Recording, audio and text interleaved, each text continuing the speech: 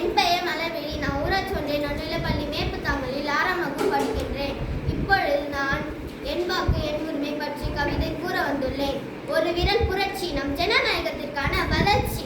ஒரு விரல் புரட்சி நம் ஜனநாயகத்திற்கான வளர்ச்சி. மக்களின் வாக்குகள் தான் நாளைய இந்தியாவின் மலர்ச்சி.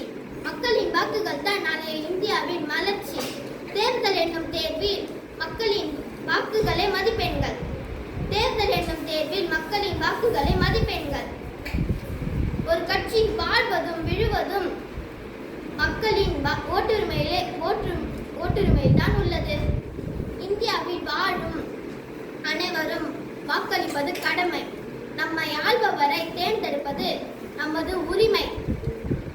18 வயது நிரம்பியதும் நமக்கு ஓட்டுரிமை. அதை கால தாமதமின்றி பதிவு செய்வது நம் கடமை. என் வாக்கு நாளைய இந்தியாவில் புதிய தீர்ப்பெழுத உதவும். ஆகையால் நம் உரிமை பணத்திற்கு விற்காது, சிந்தித்து வாக்களிப்பேன். என் வாக்கு நாளைய இந்தியாவில்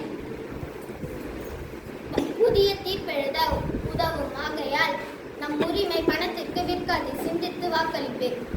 வளமான பாரதத்தை உருவாக்க